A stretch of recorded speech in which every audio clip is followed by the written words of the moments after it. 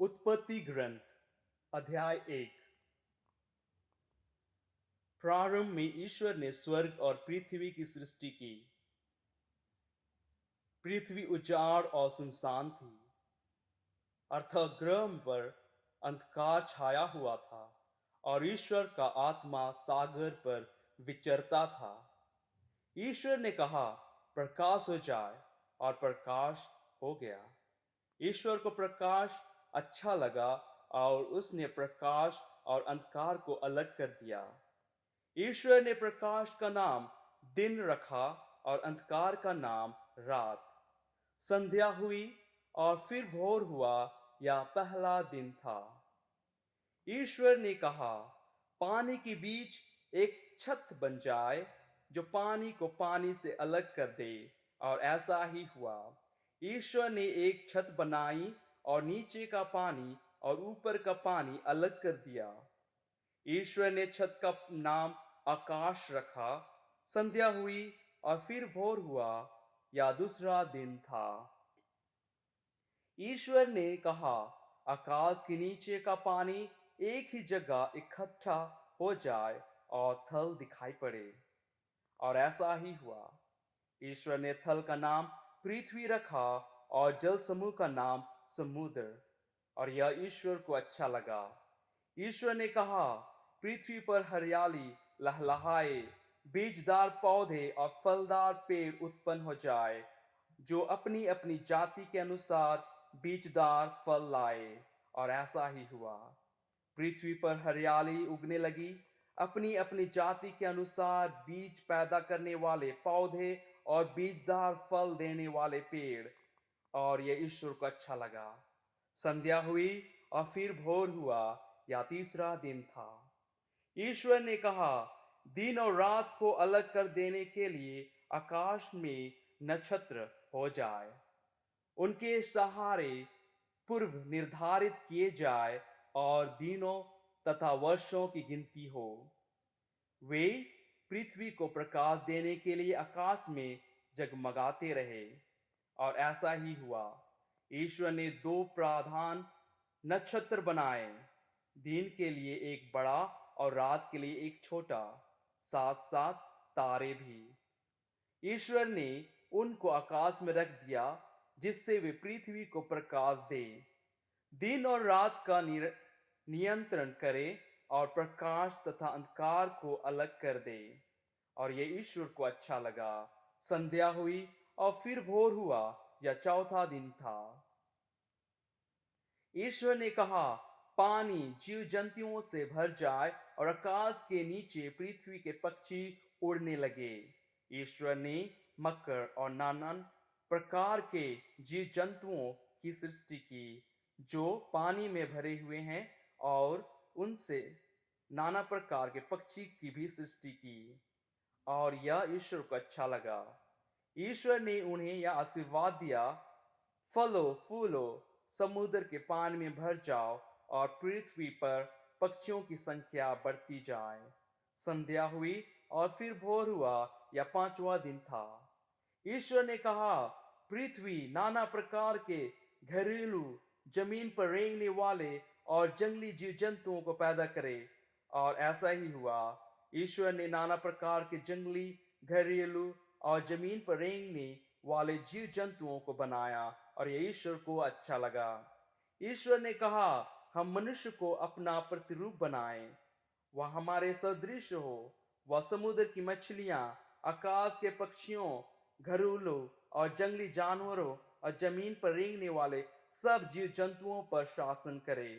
ईश्वर ने मनुष्य को अपना प्रतिरूप बनाया, उसने उसे ईश्वर का प्रतिरूप बनाया। उसने नर और नारी के रूप में उनकी सृष्टि की। ईश्वर ने याद कहकर उन्हें आशीर्वाद दिया, फलो फूलो, पृथ्वी पर फैल जाओ और उसे अपने अधीन कर लो। समुद्र की मछलियां, आकाश के पक्षियों और पृथ्वी पर विचरने वाले सब जीव जंतुओं पर शासन करो। ईश्वर ने कहा, मैं तुमको पृथ्वी पर भर के बीज पैदा करने वाले सब पौधे और बीजदार फल देने वाले सब पेड़ देता हूं, वह तुम्हारे भोजन होगा। मैं सब जंगली जानवरों को, आकाश के सब पक्षियों को, पृथ्वी पर विचरने वाले जीव जंतुओं को उनके भोजन के लिए पौधों की हरियाली देता हूं। और ऐसा ही हुआ। ईश्वर ने अपना द्वारा बनाया हुआ सब कुछ देखा और यह उसको अच्छा लगा। स्तोत्र ग्रंथ अध्याय 1। दो मार्ग। धन्य है वो मनुष्य जो दुष्टों की सलाह नहीं मानता, पापियों के मार्ग पर नहीं चलता और अधर्मियों के साथ नहीं बैठता, जो प्रभु का नियम हृदय से चाहता और दिन रात उसका मनन करता है। वह उस वृक्ष की सदृश्य है वह उस वृक्ष की सदृश्य है जो जल स्रोत के पास लगाया गया, जो समय पर फल देता है, जिसके पत्ते कभी मुरझाते नहीं। वह मनुष्य जो भी करता है सफल होता है। दुष्ट जन ऐसे नहीं होते। वे पवन द्वारा छितराई भूसी की सदृश्य हैं। न्याय के दिन दुष्ट नहीं टिकेंगे। पापियों को अधर्मियों की सभा में स्थान नहीं मिलेगा, क्योंकि प्रभु धर्मियों के मार्ग की रक्षा करता है, किंतु दुष्टों का मार्ग विनाश की ओर ले जाता है। संत मती के अनुसार सुसमाचार अध्याय 1। प्रभु ईसा की वंशावली। इब्राहिम की संतान दाऊद के पुत्र ईसा मसीह की वंशावली।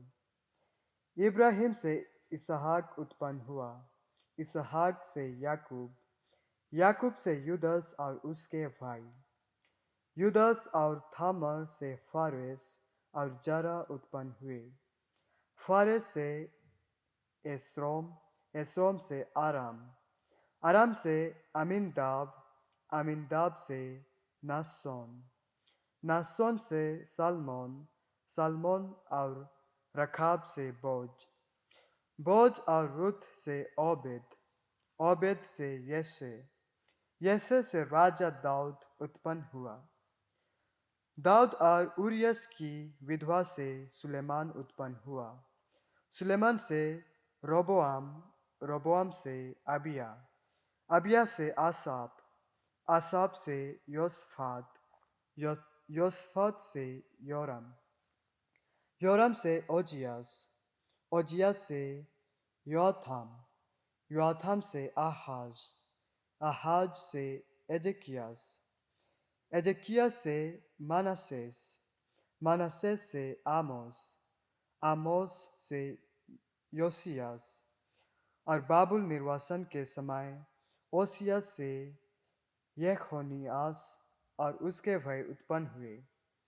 बाबुल निर्वासन के बाद यखोनियास से सलाथियल उत्पन्न हुआ, सलाथियल से जोरोबाबेल, जोरोबाबेल से अबियूद, अबियूद से एलियाकीम, एलियाकीम से आजोर, आजोर से सादोक, सादोक से आखिम, आखिम से एलियूद, एलियूद से एलियाजर, एलियाजर से माथान, माथान से याकूब, याकूब से मरियम का पति यूसुफ, और मरियम से ईसा उत्पन्न हुए, जो मसीह कहलाते हैं। इस प्रकार इब्राहिम से दाऊद तक कुल 14 पीढ़ियां हैं। दाऊद से बाबुल निर्वासन तक 14 पीढ़ियां, और बाबुल निर्वासन से मसीह तक 14 पीढ़ियां। प्रभु ईसा का जन्म। ईसा मसीह का जन्म इस प्रकार हुआ। उनकी माता मरियम की मंगनी यूसुफ से हुई थी, परंतु ऐसा हुआ कि उनके एक साथ रहने से पहले ही मरियम पवित्र आत्मा से गर्भवती हो गई। उसका पति यूसुफ चुपके से उसका परित्याग करने की सोच रहा था, क्योंकि वह धर्मी था और मरियम को बदनाम नहीं करना चाहता था।